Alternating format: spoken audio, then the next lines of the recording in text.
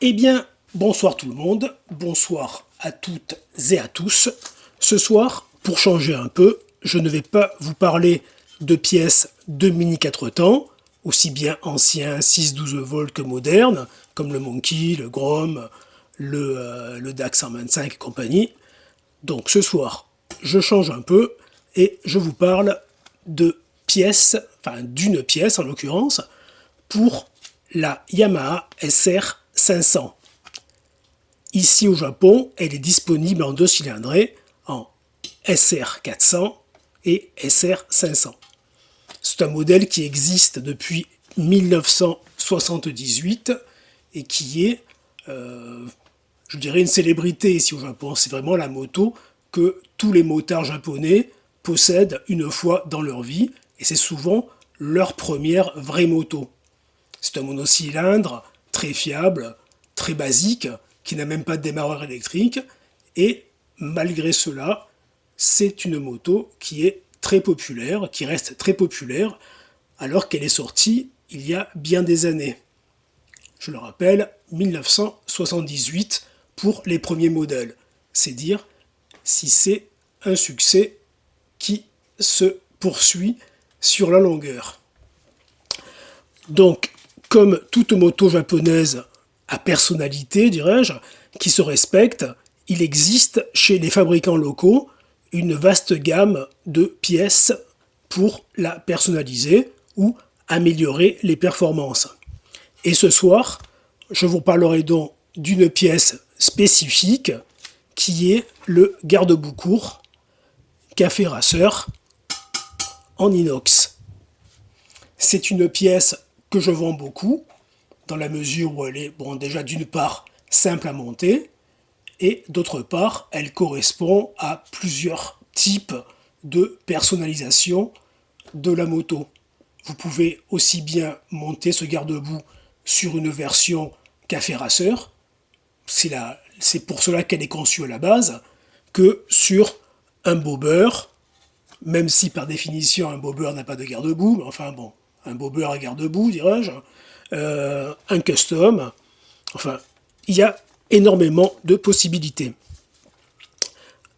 Ceci d'autant plus que, comme vous pouvez le constater, les fixations sur les fourreaux de fourche sont de forme oblongue.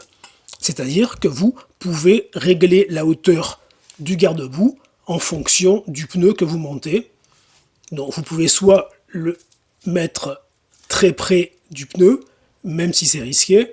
S'il y a un gravillon qui se met dans les crampons du pneu, vous risquez d'avoir un blocage de la roue avant. Donc, voilà, il ne faut pas le mettre trop près de la roue. C'est une pièce d'excellente qualité, comme vous le voyez. C'est de l'inox poli. Donc déjà, ça ne rouillera pas. C'est quand même un avantage non négligeable selon l'endroit où vous habitez. Et d'autre part, c'est assez léger. Et ça rigidit bien la fourche. Il existait dans le temps sa version garde-boue arrière, garde-boue court, mais à ma connaissance, le fabricant a suspendu la production.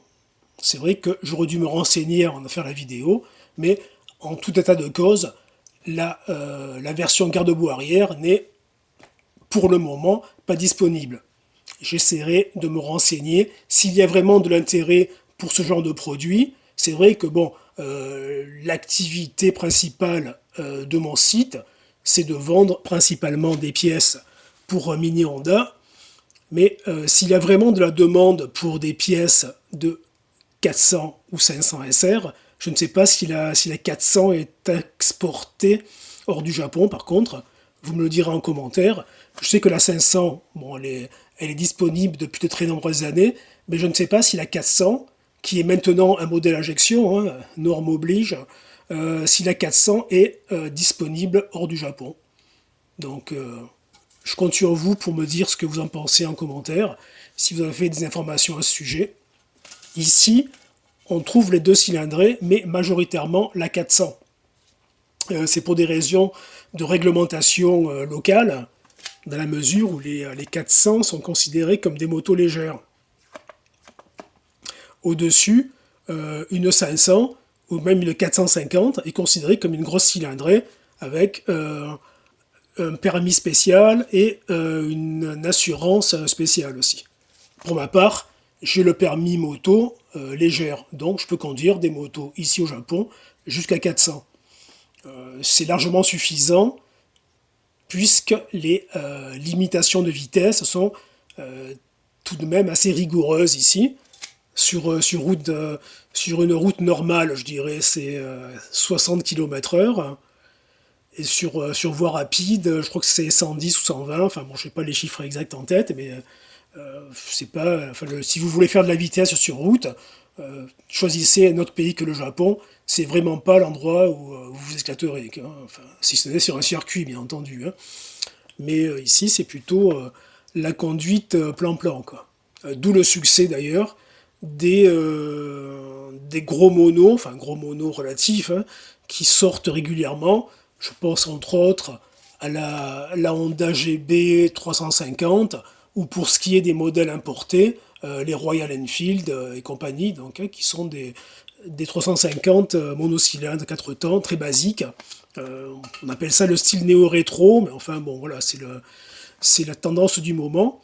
Et c'est des motos coupleuses et adaptées au réseau routier local. Si vous voulez faire de la vitesse, bon, si votre fantasme c'est la Suzuki Hayabusa, vous risquez quand même de vous ennuyer sur les routes japonaises, même sur les autoroutes d'ailleurs. C'est pas vraiment l'endroit pour faire de la vitesse. Voilà, donc je vous montre la pièce.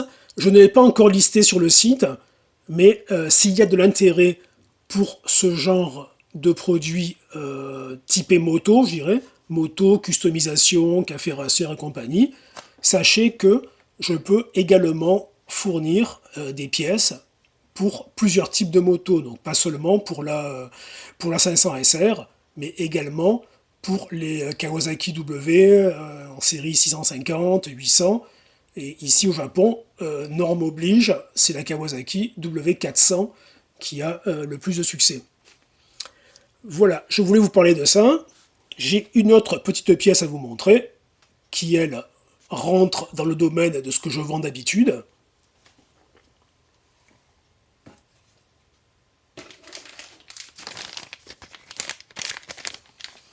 Alors, je ne sais pas si vous arriverez à deviner de quoi il s'agit.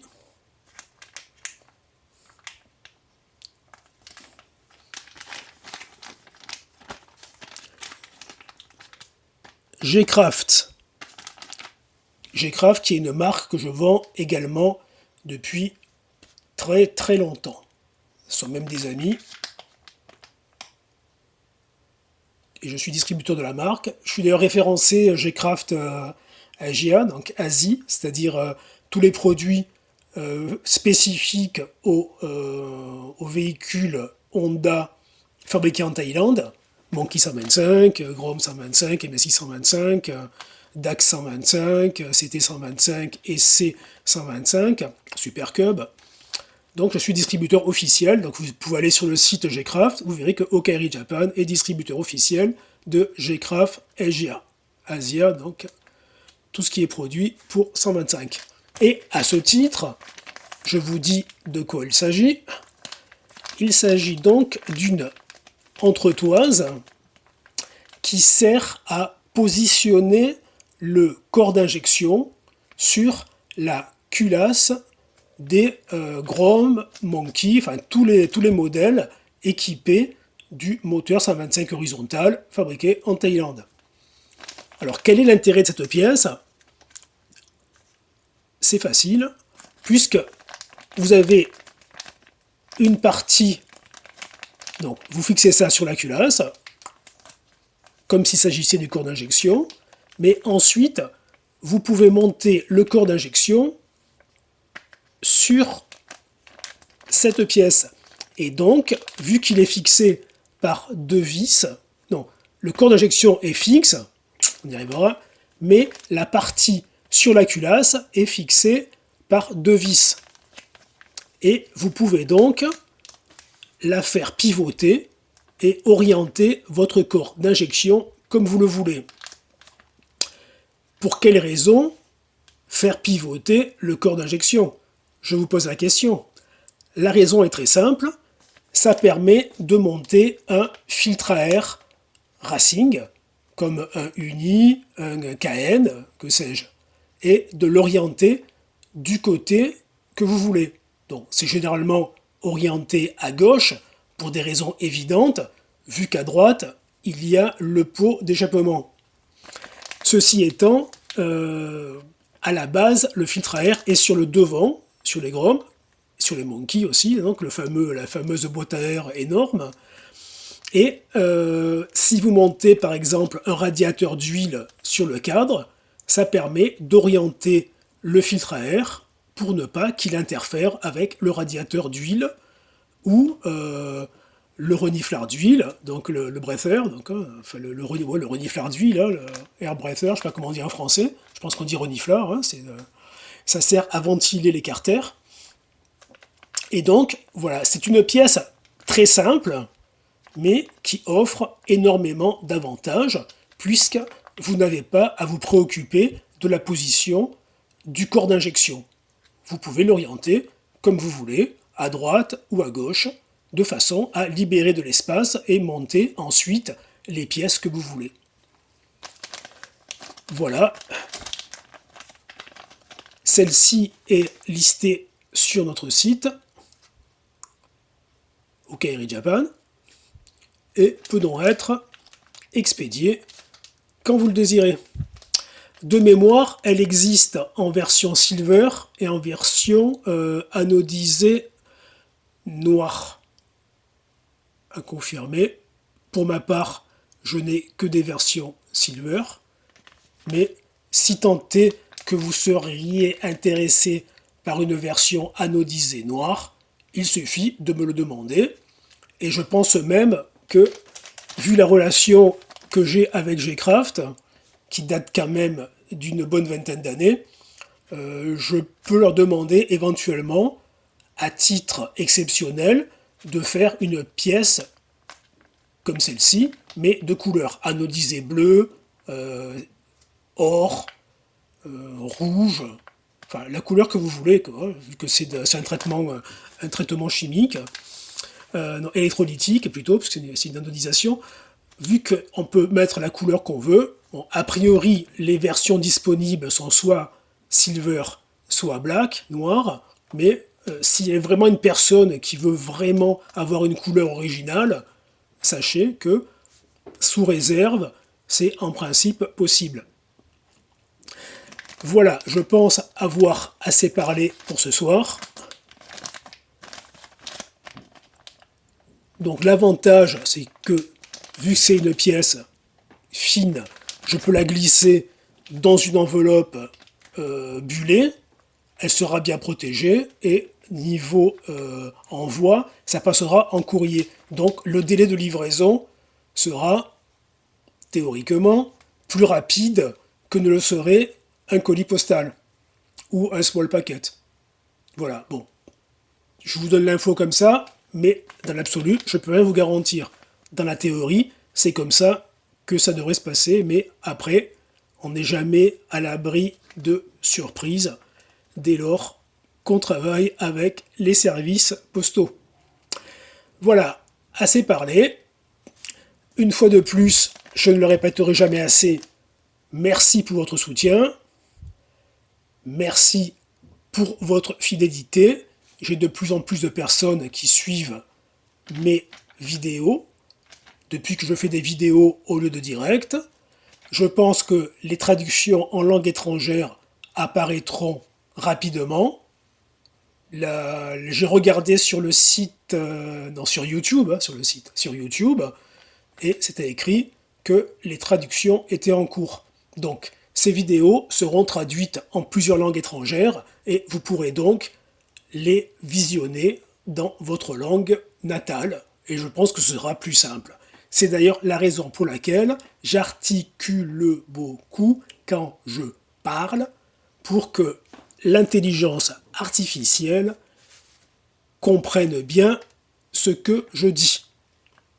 A priori, ça fonctionne, donc je pense avoir une élocution relativement bonne.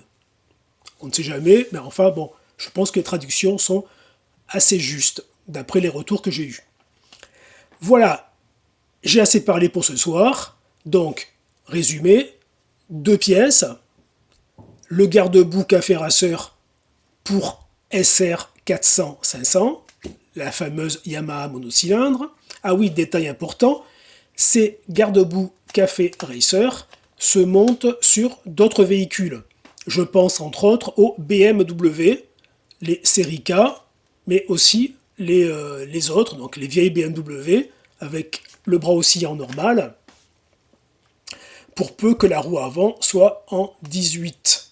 Mais vu que le garde-boue est réglable en hauteur, vous pouvez, je pense, monter sur une roue avant de 19, sous réserve. Roue avant de 19 avec un pneu relativement bas, je pense que ça rentre, mais sachez qu'à la base, ce garde-boue est prévu pour des roues de 18. Voilà, détail important, mais au niveau écartement des ferrures, le garde-boue correspond également au BMW en roue de 18. Qu'on se le dise. Voilà donc, c'est fini pour ce soir. Merci pour tout. Je pense refaire un direct, non, une vidéo, puisque les directs, j'en fais pas pour le moment. Je pense refaire une vidéo demain soir. J'essaierai d'en faire tous les soirs de la semaine, vu que j'ai énormément de pièces qui rentrent et qui partent, bien entendu, après je les expédie. Mais il y aura dans le tas sûrement des pièces qui seront susceptibles de vous intéresser. Merci beaucoup, passez une bonne soirée. Ici, l'heure est déjà bien avancée, il fait déjà nuit depuis un bon moment, puisque c'est 9 h, je pense. Si c'est pas 9 h, on n'en est pas loin. À très bientôt. Je vous dis merci, soyez prudents, attention sur la route. À bientôt pour une nouvelle vidéo. Bye bye, matane!